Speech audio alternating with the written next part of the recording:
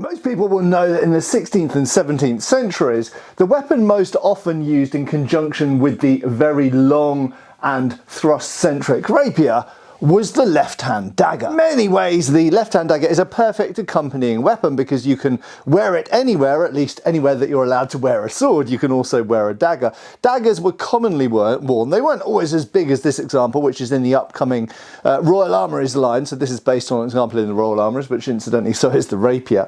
But they weren't all as big as this. Some of them were small. It could be any knife or dagger that you had on your belt accompanying the rapier, used in the offhand, and they're particularly good against rapiers because they have a long lever, if you like, that can intercept incoming thrusts from numerous angles, control the incoming rapier blade, and return with your own thrust in the same tempo. But what sometimes gets overlooked is that not everybody carried a dagger and not everybody chose to use it in their offhand. They very often just used the rapier by itself. In fact, this was particularly popular in Elizabethan England for some reason. While of course the rapier can be used both to thrust and to cut, and of course to parry and defend in numerous ways, what people often forget is that outside of the confines of modern Olympic fencing, you do have another really important weapon: your hand. And in some cases, fencers of the day optimized this to make it into the most effective spare weapon or offhand weapon that it possibly could be. Hi folks, Matt Easton here, Schola Gladiatoria. Now, I am not technically a rapier expert, however I do fence rapier fairly regularly now, and it is becoming increasingly part of my repertoire and something that I really enjoy doing. Now, over the years, I actually started out doing single rapier, and then in the last couple of years, year and a half, couple of years, I started doing rapier and dagger increasingly commonly.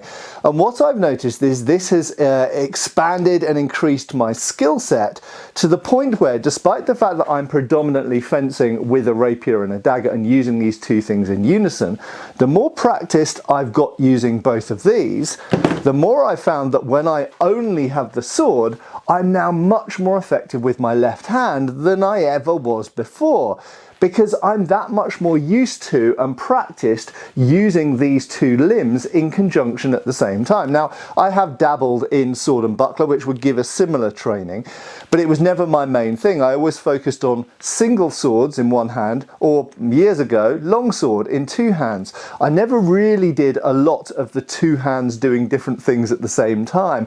But now that I've been doing rapier and dagger for a while, I find that when I don't have a dagger or even choose not to use a dagger, my hand is a lot more effective than it used to be, because in some cases you can use it to defend in a similar way to the dagger. Now, I'm not going to do a straight up comparison, but I would say that in general most people will find that they have a slight advantage if they actually have a rapier and a dagger rather than just the rapier by itself. But that being said, depending on how you fence, you might not find that's the case. And also, if you're more practiced at using the open hand, there are things that the open hand can do which the dagger really can't. Important of those being grabbing the blades. Now, generally speaking, most of the hand defences that we actually see in rapier treatises when the attack's coming in, not usually against a cut but against a thrust where the weapon is moving linearly, moving in a straight line, and of course there isn't a lot of momentum built up from a moulinet, for example, from a cut.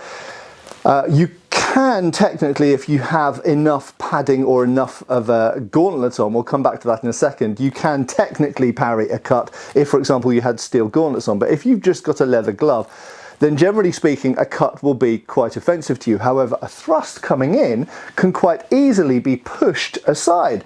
So we do see techniques where the blade is pushed either to one side or to the other side, above or below the sword arm, or low or high on this side at the same time as giving your own attack. So simply encountering an opponent's blade and pushing it aside with the hand well extended in front of the body, of course, not usually close here because the margin for error would be too small, but the hand extended out here at the same distance that a dagger would usually be, can quite easily push aside thrusts that are coming in, because in itself the thrust doesn't have a lot of lateral stability. It's quite easy to push it aside so long as you get the angle and the timing correct. So pretty much anyone, including with a bare hand, and we'll look look at a couple of sources in a second, can push aside thrusts, and we see this equally with later 18th century small swords done as well, before it became regarded as ungentlemanly to use the offhand, and that's essentially when we start to get the hand not being allowed to be used later on in the the end of the 19th century and into the 20th century. So in modern Olympic fencing, you're not allowed to use the offhand, but of course if you're having a duel or a real fight, kind of to an extent anything goes, and rather than being stabbed through the body, absolutely you push the thing aside. So we do see small sword systems where the left hand is brought up on the chest with that express purpose of coming out and pushing aside thrusts, including also with broadsword, not just with small sword incidentally. So absolutely, pushing aside thrusts in loads of sources and loads of different weapon systems across a couple of hundred years at least. However, the other thing which you can obviously do with the left hand that you can't really do with the left dagger is grab and control. Now, we have talked a lot in the past, and as have other channels like Scalagram and various others, and we've done tests where we have shown that you can grab sharp blades. Of course, this was done in the medieval period, both in terms of grabbing the opponent's blade to control it for long enough to stab or hit them, but in addition with half-swording techniques where you're supporting your own blade, either with an open hand where you're not really grabbing it at all, sometimes you are grabbing it, you apply pressure to the flat rather than the edges, and remember to not let the blade slide because that's how they really cut. But generally speaking, you don't want to apply a lot of pressure to the edges, you want to apply pressure to the flats. So there are ways that you can make it safer with the bare hand.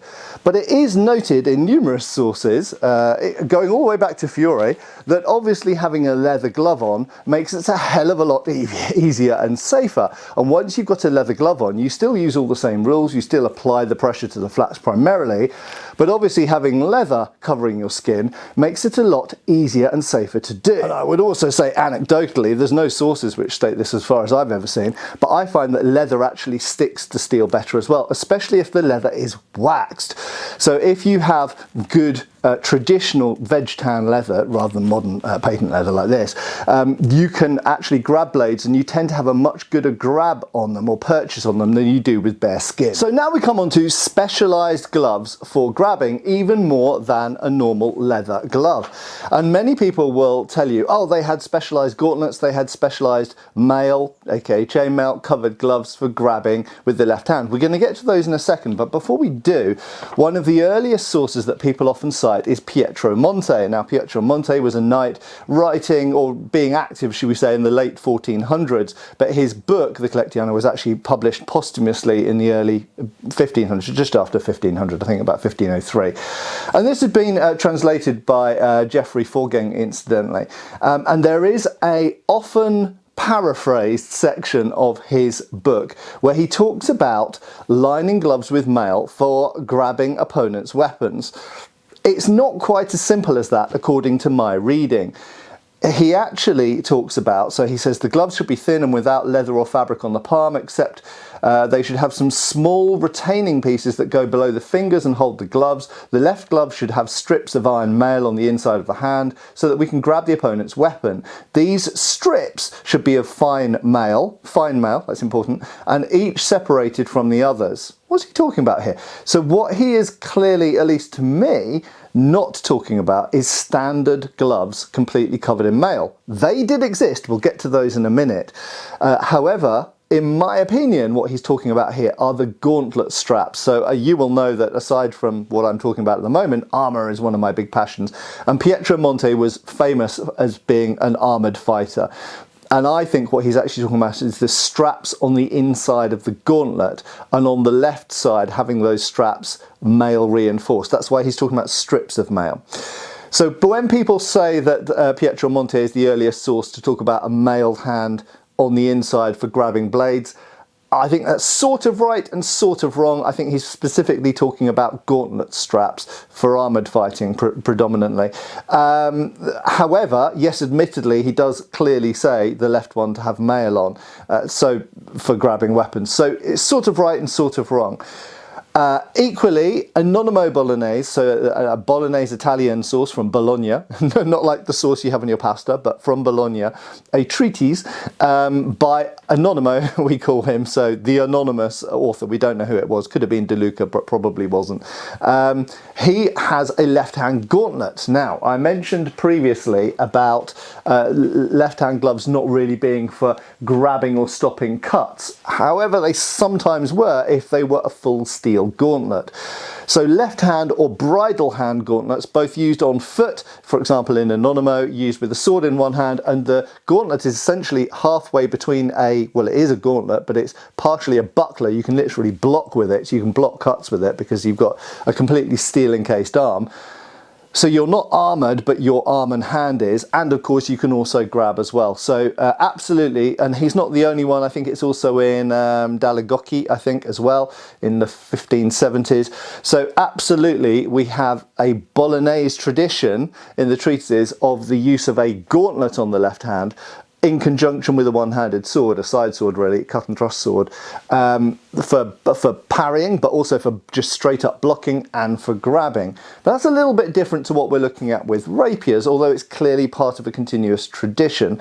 And equally, going all the way into the 17th century, you sometimes find bridle gauntlets. So, for example, in the English Civil War, cuirassiers or even just normal sort of Ironside cavalry, sometimes they had a helmet and a breastplate, and then they had a buff leather coat, and they had a gauntlet on their left hand because, of course, when you're riding a horse, you're holding the reins in the left hand, you've got your broadsword, backsword in your right hand here, and this is a prime target, and it still was in 19th century cavalry warfare to try and chop the person's bridle hand because that's how they control the horse, or at least it shouldn't be entirely how they control the horse. All the horse riding people will go, no Matt, it's not all about the reins, but it is anyway an important thing, especially for not a very good horseman.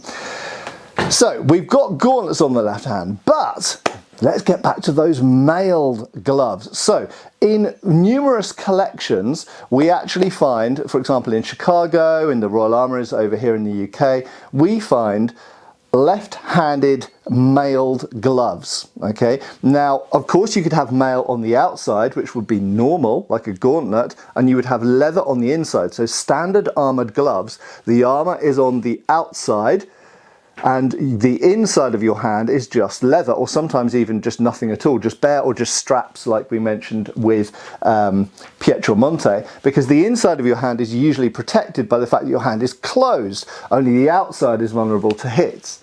However, if your intention is to grab an opponent's blade, then you can see that having mail not only on the outside but on the inside might be a really good idea, because now, I still wouldn't advise grabbing cuts because that will hurt a lot, but now you can grab blades and you really don't have to worry about it cutting you at all, because blades can't cut through mail. They can, however, thrust through mail. So you shouldn't think of it like a buckler. You shouldn't be trying to stop a thrust like that, because you will get stabbed through the hand. However, fine mail absolutely can grab blades, so you're still going to be coming from the side of the blade and grabbing it like that. Now, what do we mean by fine mail? Well, you can see the example in Chicago, but I've just got some of my mail here. So these are my voiders, which go under my arms when I'm wearing armour. And that is pretty much normal mail. It's about 6mm, I think. Okay, so we need finer than that. Why? We could put that on the inside of our hands, but it would be a bit clunky and a little bit clumsy. It wouldn't be as terrible as some people might think, especially if it was just on the palm and the fingers.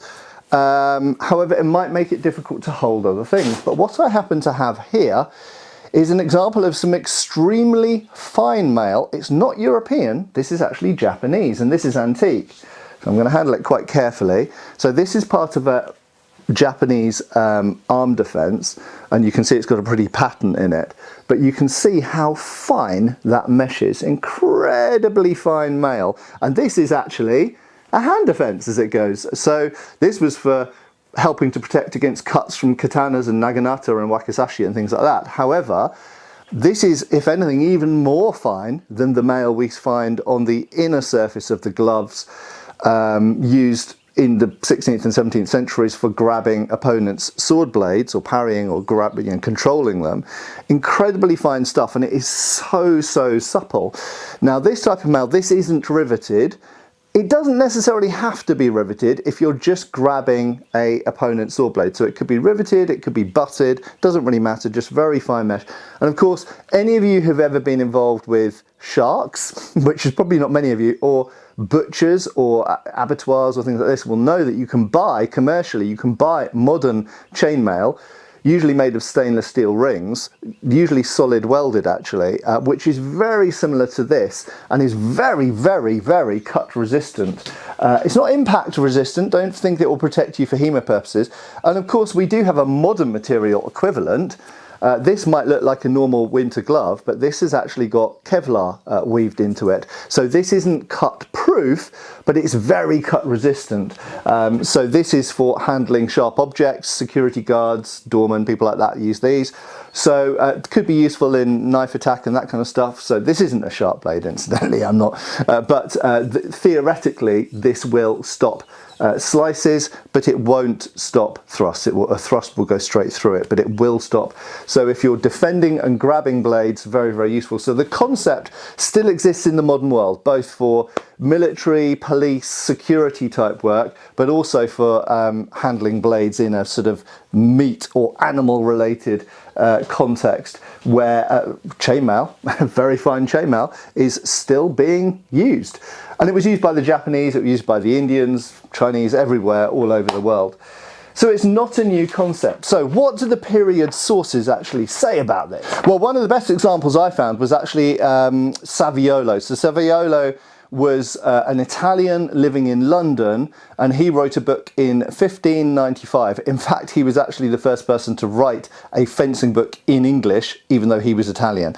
But anyway, he is conducting some of this as a conversation. So one person asks the other person, but I pray you tell me, is it not better to break with the sword? That means actually parry with the sword. Is it not better to parry with the sword than with the hand? Because, just to set some context, Saviolo up to this point has been talking about defending with the hand and returning with the sword. Okay, so the person's gone, but isn't it better to parry with the sword rather than with the hand? For me thinketh, it should be dangerous for hurting the hand. I have been asked this question so many times in fencing classes over the years.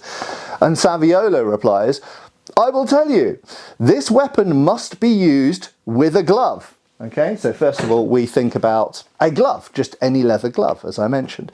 And if a man should be without a glove, so with a bare hand, it is better to hazard a little hurt with the hand and thereby become the master of the enemy's sword, to have control of the enemy's sword, than to parry with the sword and so give the enemy the advantage to him.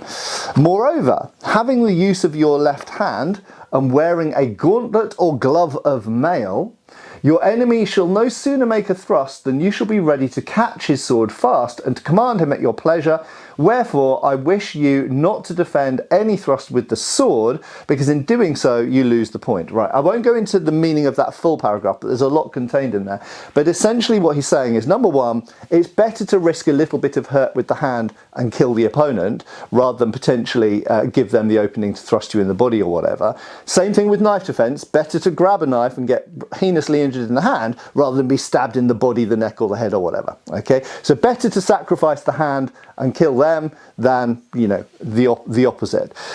But also he says if you've got a glove, that's great, and if it's covered in mail, that's even better, and it gives you a huge advantage. Okay, and of course it frees up the sword, because if you're doing this with the hand, the sword can be attacking them in the same tempo. But it should be pointed out, like everything in the world of swords, not everybody agreed. The next day on, you know, Reddit or X or wherever that they were having this argument, if you imagine if this was in the modern world, Fabrice replies, Fabrice says, those who parry with the hand are easier to kill than those who defend with the sword.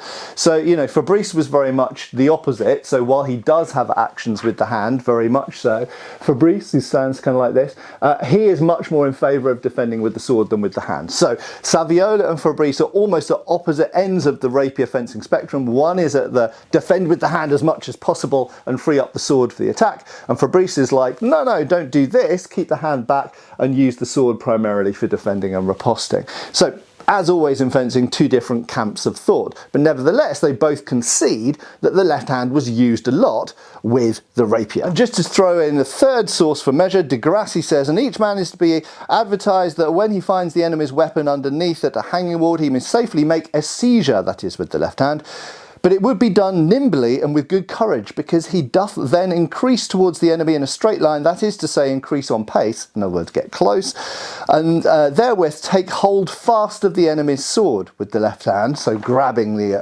opponent's sword, near the hilt thereof. Okay, so he's specifically talking about where to grab it, so he's talking about here. So clearly we can grab any part of a blade, in theory, and we find that in the treatises, but he's specifically talking about grabbing it down near the guard or ricasso.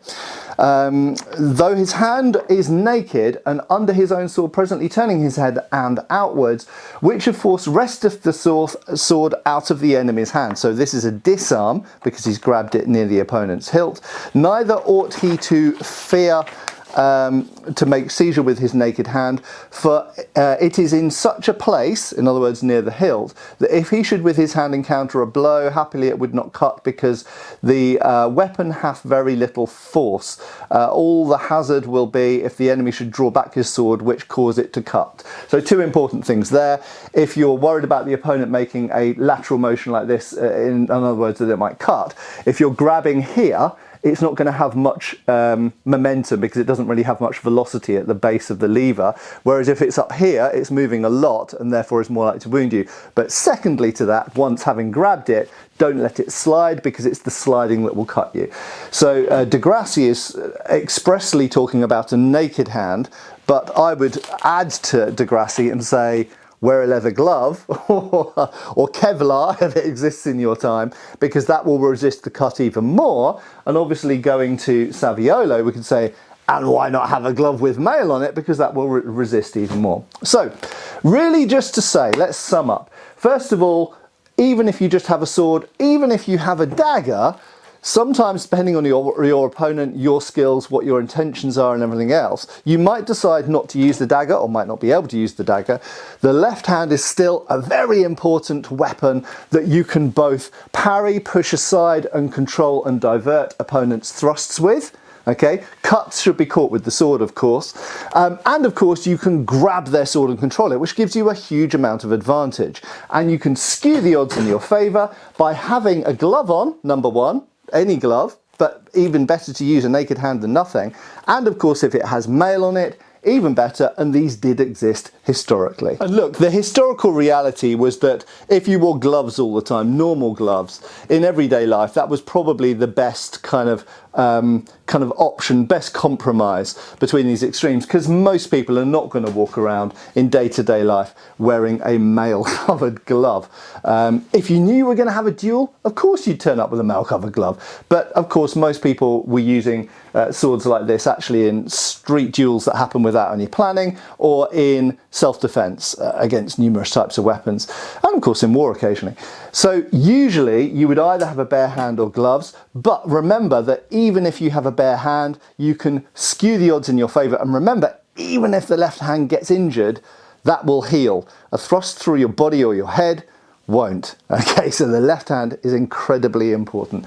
And of course, you've always got the option to use a dagger or a knife if you prefer to do so, and that was done a lot in period. But I think sometimes people perhaps don't appreciate how often people fought with rapiers and they could have used a dagger, but they chose not to. They chose to use the advantages of the hand instead, because it has the ability to grab in a way and control in a way that a dagger doesn't. Anyway, thanks a lot for watching. I have been Matt Easton. I'll hopefully be you next time as well, so stick with me and make sure you're subscribed, and I'll see you back on the channel really soon. Cheers folks! Thanks for watching. We've got extra videos on Patreon. Please give our Facebook a like and subscribe if you haven't already. Cheers folks!